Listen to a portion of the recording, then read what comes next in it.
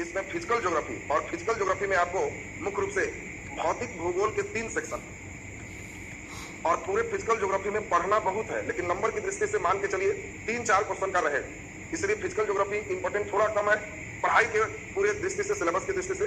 फिर भी हम लोग इसको पूरा जब 4-5 अंक का रहेगा तो एक बार पढ़ना तो पड़ेगा। इसको हम लोग 4 भागों में मुख्य रूप से बांटते हैं। एक को हम लोग कहते हैं पूरे वायुमंडल, जो हवा का सेक्शन हम लोग देख रहे हैं ये वायुमंडल है। वायुमंडल के बाद तब हम लोग चलते हैं जलमंडल, और जलमंडल के बाद तब हम लोग चलते हैं स्थल मंडल, और इसके बाद जैव मंडल। 4 चीजों के मिलने से ही हमारा पूरे ये सृष्टि चल रहा है और पूरे हम लोग का जीवन संभव है। एक पहला नंबर हो गया वायुमंडल, जलमंडल, स्थल मंडल, और कई जीवों की सहायता से हम लोग चल रहे हैं। जैव मंडल का स्टडी आप लोग पूरे बायोलॉजी सेक्शन में कर लेंगे। ज्योग्राफी में भी जो है जैव मंडल में ही राष्ट्रीय उद्यान, वन्य जीव अभ्यारण्य, रेड डाटा सूची सभी आते हैं, तो हम लोग अलग से वन्य जीव का चैप्टर पढ़ेंगे जिसमें आपका आ जाएगा। इसमें हम लोग वायुमंडल, जलमंडल और स्थल मंडल 3 सेक्शन अभी करेंगे, और तीनों सेक्शन के उपरांत फिजिकल ज्योग्राफी का सिलेबस आपका कंप्लीट हो जाएगा। तो आज हम लोग स्टार्ट करते हैं सबसे पहले स्टेप को, और पहला स्टेप हमारा होगा वायुमंडल। पूरे ध्यान दीजिए, 3-4 दिन चलेगा वायुमंडल, 3-4 क्लास में आपका वायुमंडल, जिसको हम लोग इंग्लिश में कहते हैं एटमॉस्फेयर, एटमॉस्फेयर सब लोग कहते हैं। तो ये वायुमंडल, एटमॉस्फेयर के बारे में आज हम लोग क्लास करेंगे, और पूरे ध्यान दीजिए कि आप लोग का जो भी क्लास आज हो एकदम याद होते चला जाए।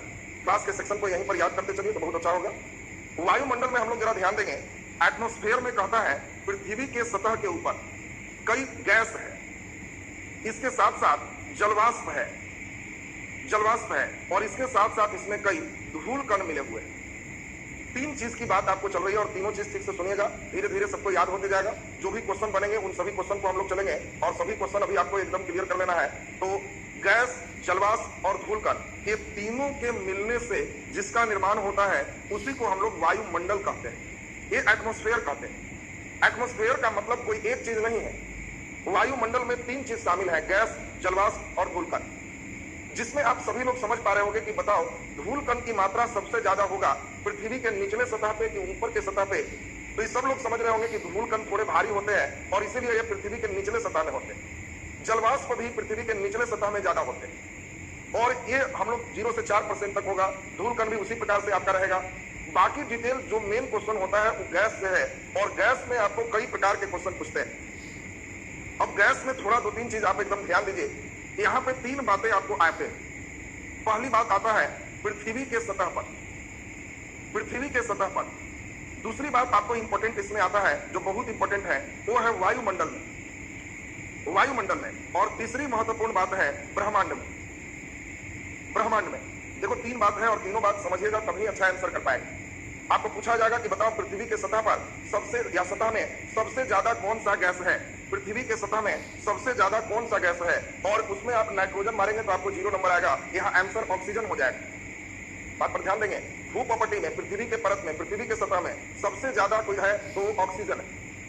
जब भूप्रपटी हम लोग पढ़ेंगे तो उसमें ऑक्सीजन, सिलिकॉन, एल्युमिनियम सबका सीरीज हम लोग देखेंगे। उसमें क्वेश्चन आता है भूप्रपटी पर सबसे ज्यादा कौन सा धातु है, फिर कौन सा तत्व है, और कौन सा गैस है। वहां 3 लेयर का क्वेश्चन बनता है। अभी हम चूंकि गैस लेके चल रहे हैं, इसलिए पहले आपको ज्यादा कंफ्यूजन ना हो, गैस का लेवल आपका ठीक कर। तो पृथ्वी के सतह पर या सतह में सबसे अधिक जो गैस है उस गैस का नाम है ऑक्सीजन। दूसरा नंबर पूछा जाएगा वायुमंडल में, तो आपको ध्यान रखना है कि वायुमंडल में सबसे ज्यादा जो गैस है वो है नाइट्रोजन, और ब्रह्मांड में, पूरे ब्रह्मांड में सबसे ज्यादा अगर गैस है तो वो है हाइड्रोजन। तीनों बात फिर से सुनेंगे, तीनों का आंसर देखिए अलग हो जाता है। और कई लड़के एक ही चीज रटे रहते हैं, नाइट्रोजन। कुछ पूछेगा सबसे ज्यादा गैस तो नाइट्रोजन मार के पक्का चला आता है। आपको ध्यान रखना है जितने भी तारा है, चाहे हमारा सूर्य है, वो सभी हाइड्रोजन गैस के कवच में बंधा हुआ है, और हाइड्रोजन के मिलने से हीलियम का निर्माण हो रहा है। और इसी में आपको ध्यान रखना है कि जितने भी हमारे सूर्य हैं, जितने भी तारा हैं, वो सब में हाइड्रोजन है। तो जब ब्रह्मांड की बात होगी तो हाइड्रोजन सबसे हल्का गैस है, और ब्रह्मांड में सबसे ज्यादा हाइड्रोजन गैस है। अगर वायुमंडल की बात होगी तो ये पृथ्वी के ऊपर गैस, जलवाष्प और धूल कण, ऊपर के लेयर में जो है उसको हम लोग वायुमंडल कहते हैं, और ये वायुमंडल में नाइट्रोजन सबसे ज्यादा है। और अगर पृथ्वी के परत की बात हो, सतह की बात हो, तो उसमें सबसे ज्यादा ऑक्सीजन गैस है। अब इसमें महत्वपूर्ण चीज हम लोग जरा ध्यान देंगे, वायुमंडल में गैस आपको पूछे जाते हैं तो इसमें आपको दिमाग में सेट रखना है नाइट्रोजन गैस, ऑक्सीजन गैस, ये 2 सबसे महत्वपूर्ण है। और इसके बाद तीसरा सबसे ज्यादा पूछता है कार्बन डाइऑक्साइड, और कभी कभी अक्रिय, निष्क्रिय गैस की भी बात पूछी जाती है। 4 चीज आपसे पूछे जाएंगे और जो भी प्रश्न बनते हैं अगर आप हमारे साथ ध्यान देंगे तो जितने भी प्रश्न बनते हैं वो सभी प्रश्न पर आपकी एक अच्छी पैनी निगाह विकसित हो जाएंगे और आपके घूमे हुए प्रश्न भी सब आपसे सही बन जाएंगे। आपको ध्यान रखना है कि हमारे वायुमंडल में नाइट्रोजन 78% होते हैं। ये अगर ऑक्सीजन की बात करें तो 21% है और 78 और 21 हम जोड़ देते हैं तो सिर्फ 2 गैस ही 99% को कवर करता है। यानी 100 किलो अगर हम मान के चले गैस तो 99 में नाइट्रोजन और ऑक्सीजन ही सिर्फ है, बचा एक, वो एक में ही सभी गैस पाए जाते हैं, एक के अंदर ही सब है। तो सबसे ज्यादा अक्रिय गैस हमारे आर्गन है, इसके बाद कार्बन डाइऑक्साइड है। अगर आपको इन दोनों में पूछा जाए कि ज्यादा कौन है, आर्गन की कार्बन डाइऑक्साइड, कभी कभी ये भी पूछता है इसमें ज्यादा कौन है, आर्गन की कार्बन डाइऑक्साइड। तो कई लोग यहाँ पे जो लिखते हैं उसको सुन लीजिए, कार्बन डाइऑक्साइड 0.03% है और आर्गन इससे ज्यादा है। तो सोच सकते हैं आर्गन का परसेंटेज 3 होगा कि 3 से ज्यादा होगा। एक बार बढ़िया से आप ध्यान दे दीजिए, तो आर्गन का परसेंटेज 3 से बहुत ज्यादा। ये हम लोग आर्गन कार्बन डाइऑक्साइड से ज्यादा है और 0.9% है। अगर ओजोन गैस की बात करें तो 0.01% है और इसी प्रकार सबको कई गैसों को जोड़ेंगे तो एक होगा और पूरे वायुमंडल बनेंगे। आपसे पूछा जाएगा कि बताओ वायुमंडल में सबसे कम है oxygen, carbon dioxide, argon, ozone. Ozone सबसे कम है, ओजोन सबसे कम है वायुमंडल में 0.01%। निष्क्रिय गैस में सबसे अधिक कौन निष्क्रिय गैस है, तो आर्गन सबसे ज्यादा है 0.09%, कार्बन डाइऑक्साइड तो 0.03% है। अब यहां से जो क्वेश्चन बनते हैं हम प्रयास करेंगे कि आपको एक एक एकदम डिटेल सेक्शन में चलेंगे ताकि जो भी प्रश्न बने वो आपसे एकदम क्लियर होते चला जाए। तो सभी लोग जरा ध्यान दीजिए, कार्बन डाइऑक्साइड हमारा 0.03% है और सभी लोग को यहां पर ध्यान दे देना है कि कार्बन डाइऑक्साइड 0.03% है। तो इसमें कार्बन डाइऑक्साइड 2-3 काम करता है और इसी चीज से क्वेश्चन आते हैं। पहला नंबर आपको एक महत्वपूर्ण क्वेश्चन पूछे जाते हैं कि बताओ पृथ्वी में यहां पे कार्बन डाइऑक्साइड के कार्य क्या क्या है। तो देखिए इसके 2-3 काम है और उसी काम को हम लोग को सीखना होता है। पहला तो इसका सबसे इंपॉर्टेंट काम है कि जो भी सूर्य का उष्मा आता है तो आते समय शॉर्ट वेव होता है, लघु तरंग होता है। तो लघु तरंग के रूप में ये उष्मा आते हैं, लेकिन सतह से परावर्तन के बाद ये शॉर्ट वेव लॉन्ग वेव बन जाता है, दीर्घ तरंग बन जाता है। आपको दिमाग में सिर्फ रखना है, आते समय शॉर्ट वेव है और टकरा के जाते समय लॉन्ग वेव।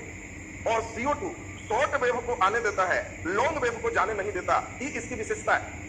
और इसीलिए कार्बन डाइऑक्साइड गैस का लक्षण क्या है, पृथ्वी के सतह पर उष्मा आने देता है, लेकिन सतह से टकराने के बाद जो उष्मा अंतरिक्ष में जाना चाहिए उसको ही रोक देता है और रोकने से ये पृथ्वी के सतह पर टेम्परेचर को बढ़ाता है।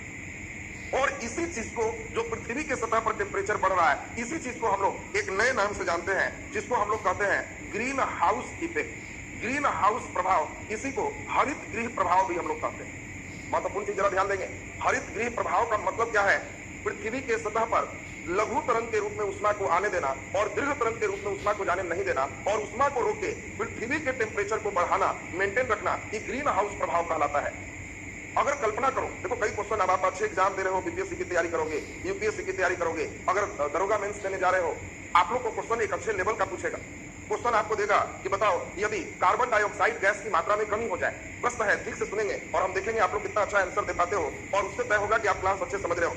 बताओ यदि CO2 की मात्रा में कमी हो जाए, CO2 में कमी हो जाए तो दिन और रात के तापांतर में, दिन और रात के तापांतर में चॉइस ए कमी होगा, चॉइस बी वृद्धि होगा, चॉइस सी अपरिवर्तित रहेगा। अब बहुत अच्छा आपको प्रश्न पूछा गया कि देखो क्वेश्चन इसी रूप में पूछा जाए। अगर अच्छे परीक्षा पीसीएस लेवल के लिए तुम बैठे हो तो तुम्हारे क्वेश्चन का लेवल बहुत अच्छा हो और उसमें जो लोग बहुत बढ़िया से बातों को समझ रहे हो वो लोग तो बहुत अच्छा बना पाओ। जो लोग बात नहीं समझ रहे हो, केवल सोच रहे हो कि सर कितना % है लिखा दी, तो वो लोग छोटा छोटा परीक्षा, रेलवे ग्रुप डी, ये सब दे सकते हैं। उन लोग को यही सब पूछता है CO2 कितना % है, 0.03 मारे तो बहुत बड़ा काम उनका हो। आप लोग को इस 80% से बहुत मतलब नहीं है। अगर ग्रेजुएशन लेवल के परीक्षा में बैठ रहे हो, सेटर इतना मानता है कि ये सभी बातें उनको ऐसे ही याद हो और इसीलिए आपके कल्पना शक्ति को चेक करता है। आपको हम कहें कि बताओ कार्बन डाइऑक्साइड में अगर कमी हो जाए तो दिन और रात के तापमान में अंतर कम जाएगा, बढ़ जाएगा, अपरिवर्तित रहेगा। और इसमें आप सभी लोग कुछ ना कुछ तो जरूर सोच रहे होंगे, लेकिन अभी अब आपको बताएं, अगर CO2 की मात्रा में कमी हो जाए तो ये कम उष्मा रोकेगा और ज्यादा टेम्परेचर निकल जाएगा और पृथ्वी ज्यादा ठंड हो जाएगी। और इसीलिए दिन और रात के टेम्परेचर जब घटाएंगे तो ये घटाने से ये दोनों में, मान लो दिन का टेम्परेचर 20 डिग्री है, CO2 ज्यादा रहने से इसका मान लो दिन रात में टेम्परेचर 18 मेंटेन है, भागने नहीं दिए। लेकिन अगर CO2 कम करोगे तो ज्यादा भागने देगा, ये कम हो जाएगा। और बताओ पहले से घटा के 2 आ रहा था, अब घटा के 10 आ रहा है, तो बताओ दोनों के ताप में अंतर में वृद्धि होगा। कई लड़का कमी सोच रहे थे तो उनको लड्डू नंबर आ गए। यही चीज आपको सीखना है। अगर CO2 की मात्रा बढ़ा देंगे, CO2 बढ़ जाए, हमारे प्रदूषण, सरकार चिंतित क्यों है, इस पर ध्यान। अगर CO2 की मात्रा बढ़ा देंगे तो ज्यादा उष्मा को रोक पाएगा ग्रीन हाउस प्रभाव से, और ज्यादा उष्मा रोकेगा तो इस दैनिक तापांतर दिन और रात में कमी आ जाएगी। और यहाँ पे अब सबसे महत्वपूर्ण चीज चल रहा है जिससे आपके कुछ प्रश्न बनेंगे, और उसको ध्यान से जरा सुनिएगा खूब बढ़िया से, एकदम क्लियर होते चला जाएगा। सुने जरा ठीक से। यदि आपके लिए महत्वपूर्ण है कि यदि सबसे इंपॉर्टेंट चीज आपको बता रहा है, CO2 की मात्रा में वृद्धि हो जाए। हम लोग प्रदूषण लगातार बढ़ाते जा रहे हैं और प्रदूषण बढ़ाने से CO2 की मात्रा में वृद्धि होते जा रही है, और अगर CO2 की मात्रा में वृद्धि हो जाएगी तो आप खुद कल्पना कर सकते हो कि इसके कारण पृथ्वी का टेम्परेचर बढ़ जाएगा, क्योंकि वो ज्यादा रोक पाएगा। यहाँ देखो एक और अच्छा क्वेश्चन है जिसको करते हैं, क्या केवल CO2 जिम्मेवार है ग्रीन हाउस प्रभाव के लिए? तो नहीं, एक गैस और है, इसका नाम है मीथेन। इसको हम लोग मार्स गैस भी कहते हैं, क्योंकि यह दलदल से निकलता है। तो बहुत अच्छा प्रश्न आपको पूछा जाएगा कि कौन गैस ग्रीन हाउस इफेक्ट के लिए जिम्मेवार है, तो उसके आंसर में आपको ध्यान रखना है कार्बन डाइऑक्साइड गैस और मीथेन गैस ग्रीन हाउस प्रभाव के लिए जिम्मेवार गैस है। अगला नंबर हमने अभी आपको टॉपिक किया, अगर CO2 की मात्रा में वृद्धि हो जाए तो आपको इंपॉर्टेंट चीज ध्यान रखना है, अगर CO2 हम बढ़ा देंगे तो आपको ध्यान रखना है कि इसके कारण जो दीर्घ तरंग है कम बाहर निकलेगा और पृथ्वी के औसत तापमान में वृद्धि हो जाएगी। औसत तापमान का मतलब पूरे वर्ष में दिन का टेम्परेचर, रात का टेम्परेचर और 365 से अगर हम भाग दें तो औसत टेम्परेचर निकल जाएगा, और CO2 में वृद्धि होने से औसत टेम्परेचर बढ़ जाएगा और पूरा पृथ्वी गर्म होने लगेगा। और पृथ्वी को हम लोग भू कहते हैं, पूरे मंडल गर्म होगा, इसको भूमंडलीय तापन के नाम से जानते हैं। इसी को इंग्लिश में ग्लोबल वार्मिंग कहते हैं। बात एकदम सुनते जाएंगे, इसके सिर्फ CO2 0.03% है, ये कोई बहुत इंपॉर्टेंट फैक्टर नहीं है। इंपॉर्टेंट फैक्टर अब जो अभी बताने जा रहे हैं उन चीजों पर आप पूरा गौर करें, तब लगेगा कि हाँ इधर का सेक्शन मेरा एकदम ठीक ठाक होगा। हम लोग CO2 के वृद्धि करने से अभी सुने कि पृथ्वी के सतह का औसत तापमान बढ़ते जाएगा, और पृथ्वी के सतह का औसत तापमान का बढ़ जाना यही भूमंडलीय तापन या ग्लोबल वार्मिंग कहलाता है।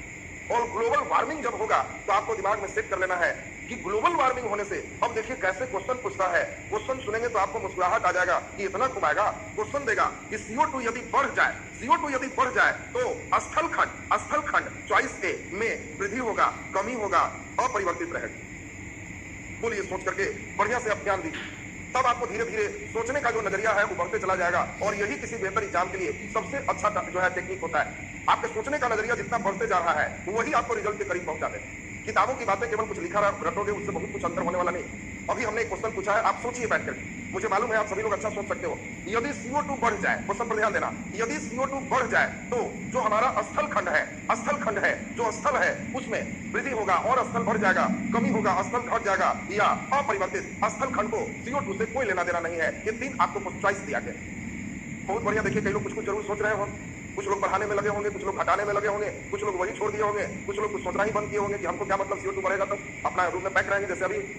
तो इसमें अब आपको बढ़िया से सीखना है कि CO2 अगर बढ़ जाए तो स्थल खंड का क्या होगा। देखिए अभी हम आंसर कर रहे हैं, आप लोग को तुरंत लगेगा कि बहुत बढ़िया हम समझते जा रहे हैं।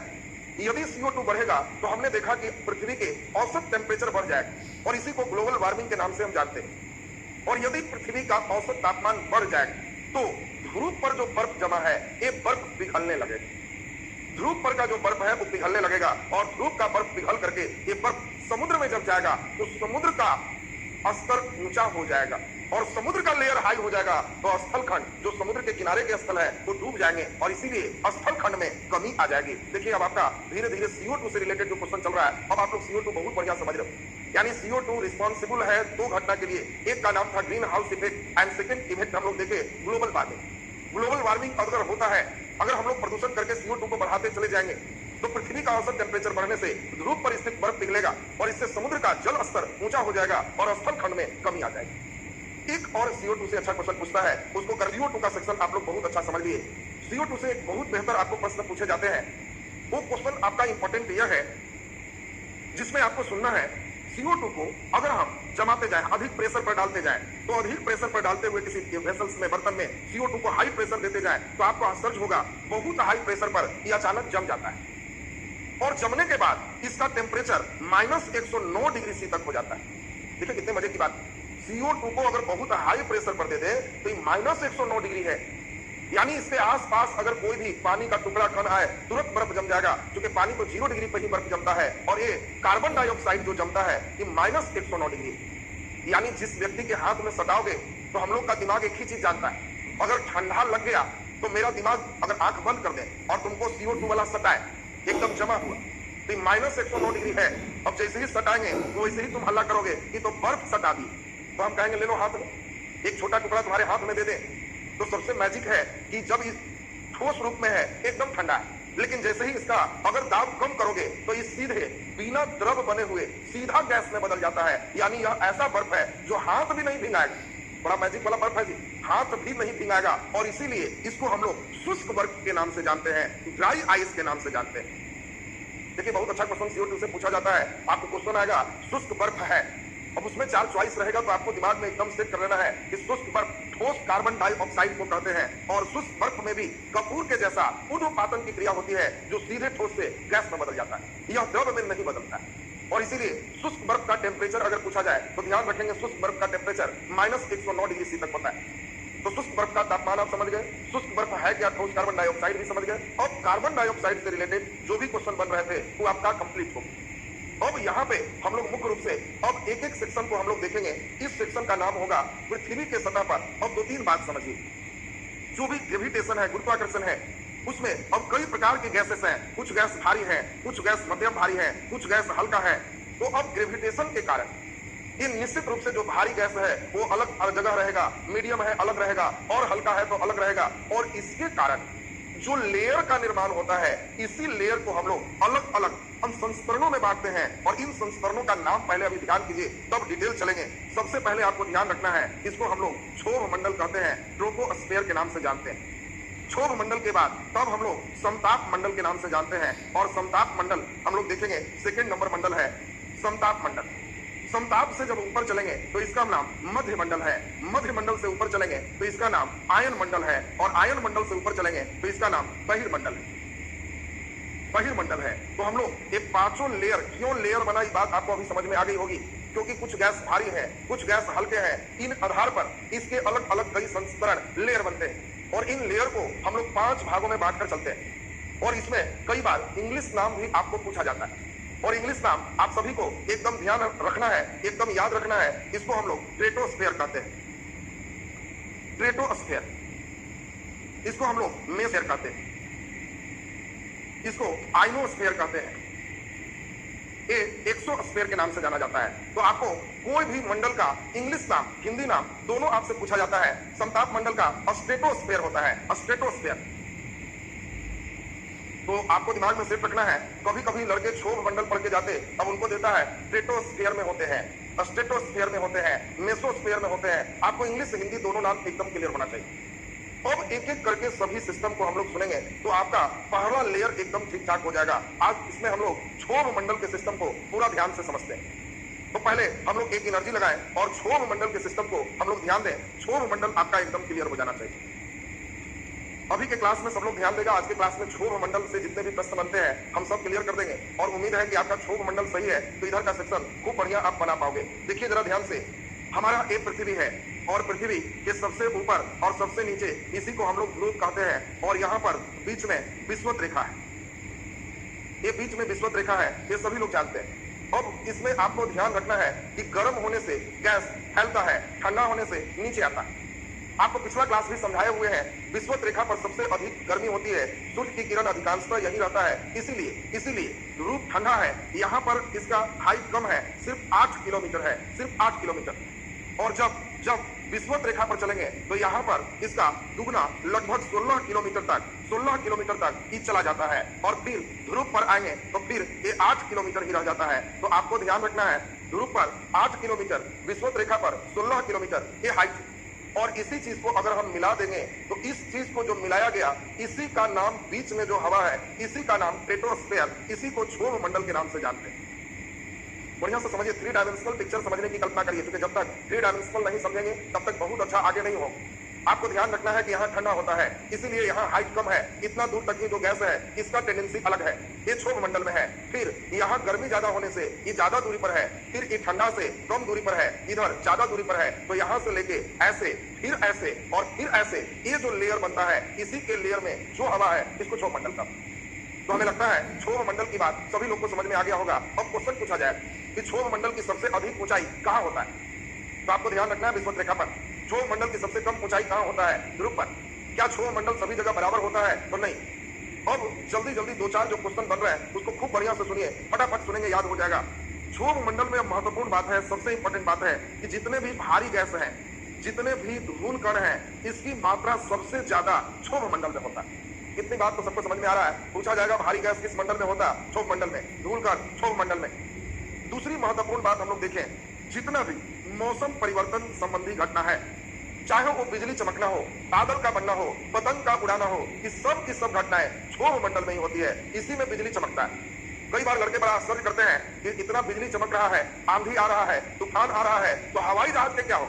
हवाई जहाज इससे ऊपर चला जाता है, जहां न आंधी आती है, न तूफान आते हैं, न बिजली चमकता है, और उसको कोई समस्या नहीं। तो आपको ध्यान रखना है, मौसम संबंधी घटना, बिजली चमकना, आंधी आना, बादल बनना, वर्षा होना, चक्रवात आना, प्रति चक्रवात आना, पतंग उड़ना, ये सब घटना क्षोभ मंडल के अंदर ही होता है। बात ध्यान देते जाएंगे। क्षोभ मंडल की अगली नंबर हम लोग बात सुने। लेकिन जो लंबी दूरी के विमान नहीं है, छोटी दूरी के विमान है, या हेलीकॉप्टर है, हेलीकॉप्टर है, ये हेलीकॉप्टर क्षोभ मंडल में ही उड़ता है, क्योंकि हेलीकॉप्टर बहुत ऊंचाई पर नहीं जाता। इसीलिए अगर किसी नेता का कहीं रूटीन है कि यहाँ पे आएंगे हेलीकॉप्टर द्वारा, और अगर उस समय बहुत तेज आंधी वर्षा पानी आ जाए तो उनका प्रोग्राम रद्द हो जाएगा, क्योंकि हेलीकॉप्टर को क्षोभ मंडल में ही उड़ना होता है, और इसमें बहुत ज्यादा परिवर्तन होने से वो अपनी उड़ान नहीं लेगी। क्षोभ का मतलब ही होता है रुकावट, विरोध करना। क्षोभ या विक्षोभ का मतलब विरोध होता है, और इसीलिए आपको ध्यान रखना है, छोटे दूरी के विमान है या हेलीकॉप्टर है, ये सब क्षोभ मंडल में ही उड़ान भरते हैं। अगला नंबर एक बहुत इंपॉर्टेंट क्वेश्चन आपके लिए आता है। आपको ध्यान रखना है, 1 किलोमीटर अगर हम सतह से हाइट पर जाएं, तो क्षोभ मंडल में 1 किलोमीटर हाइट पर जाने से 6.5 डिग्री के लगभग, आपको 6 डिग्री ही लगभग मान के चलिए, ताप घटता है। ये सबसे इंपॉर्टेंट बात आपको दिमाग में रखना है। आपको पूछा जाएगा, जैसे जैसे सतह से ऊपर जाते हैं क्षोभ मंडल में टेम्परेचर, क्षोभ मंडल में टेम्परेचर, तो आपको ध्यान रखना है घटते जाता है। जैसे जैसे हम ऊपर जाएंगे क्षोभ मंडल में टेम्परेचर घटते जाता है। तो आपको दिमाग में सेट हो गया कि टेम्परेचर का इसमें ऊपर जाने पर घटते जाता है। छोटे दूरी के विमान हो या हेलीकॉप्टर हो, इसी में उड़ान भरता है। मौसम संबंधी जो भी घटना है, वर्षा होना, बादल बनना, चक्रवात होना, बिजली चमकना, प्रति चक्रवात होना, पतंग उड़ाना, ये सब की सब घटनाएं हमारे क्षोभ मंडल के अंतर्गत होते हैं। अब इसमें पूरा मंडल वाइज एक इंपॉर्टेंट 1 घंटा का क्लास, इसमें पूरा मंडल क्लियर हो जाएगा। तब एक बार पूरे बढ़िया से पढ़ लेंगे, उसके बाद भी 3-4 क्लास लगेंगे, तो वायुमंडल में आपको एक कॉन्फिडेंस आ जाएगा। और आजकल जो हमारा क्लाइमेट चेंज हो रहा है, आप देख पा रहे हैं कि मनुष्य प्रकृति को अपने अनुसार जो चलाने लग गया है। 2 तरह का चीज होता है, एक को हम लोग कहते हैं मानव का प्रकृतिकरण, एक का नाम है मानव का प्रकृतिकरण, और एक का नाम है प्रकृति का मानवीकरण। प्रकृति का मानवीकरण, यही चीज सबसे बड़ी समस्या है। अब आपको दिमाग में सेट रखना है, 2 तरह की बातें आपको कर रहे हैं। एक मानव का प्राकृतिकरण का मतलब प्रकृति के अनुसार मानव ढल जाओ। जैसे पशु पक्षी जीव जंतु जितने भी हैं, सब नेचर के अनुसार चलते हैं। किसी कौवे को नहीं देखे होंगे, किसी गाय भैंस को नहीं देखे होंगे कि नदी पर बांध बना के इसके रास्ते को अपने घर की ओर लेके जा रहा। वो प्रकृति के अनुसार चलते हैं। लेकिन एक मानव ही ऐसा है जो प्रकृति का मानवीकरण करता है। भगवान को ही डांटता है कि आपको अकल नहीं है, ऐसे करिए। वो ईश्वर को ही कहता है कि इधर से नदी जाएगा, बांध बांधो, इसको ऐसे घुमा के ले चलो। उनको ईश्वर को तो कुछ समझ में नहीं आता, हम अभी करते हैं। वो यहाँ पहाड़ बनाया है, डायनामाइट से उड़ा दो, इससे गिट्टी से छत ढलैया करो, पूरा घर के उड़ा दी। ईश्वर ने दिया, ये खाओ, ओ हम यही खाएंगे, इसको भी चेक करो। इधर चमगादड़ खा गया, कुछ खा गया, अब यही सब खा पी गए, तो आपने क्या किया? प्रकृति का मानवीकरण। अब 2 चीज है, तुम हमारे यहाँ पढ़ने आओ तो हमारे दिए गए बेंच डेस्क पंखा के अनुसार बैठो, तो ये हो गया कि विद्यार्थी का कोचिंग करें, कोचिंग के अनुसार बैठ गए। दूसरा है कि कई लड़का सर को अकल नहीं है, पंखा टांग के यहाँ से हटा के हम नहीं है तो अपने जगह उधर लटका लिया, बेंच टांग के उधर कर लिया, एक चीज टांग के उधर कर लिया, कोचिंग का विद्यार्थीकरण कर। अब बताइए, कोचिंग का विद्यार्थीकरण करोगे तो किसी दिन हमको तो गुस्सा आएगा तो कुछ ना कुछ प्रकोप तुमको देखने को मिलेगा, और वही प्रकोप को हम लोग कहते हैं भागो घर से, कोचिंग जाने में ठीक नहीं है, घर में दुखे रहो, बाहर निकलोगे तो फलाना चीज कर ले। ये सब देख रहे हो, इस 2 चीजों में आपका आंसर देखिए यहाँ पे आ रहा है। और इसी चीज को नाम भूगोल में हम लोग को डिटेल पढ़ना होता है। तो भूगोल तो बड़ा इंटरेस्टेड है। अगले दिन वायुमंडल हम डिटेल करेंगे, और वायुमंडल हम लोग आगे की ओर बढ़ाएंगे। इसमें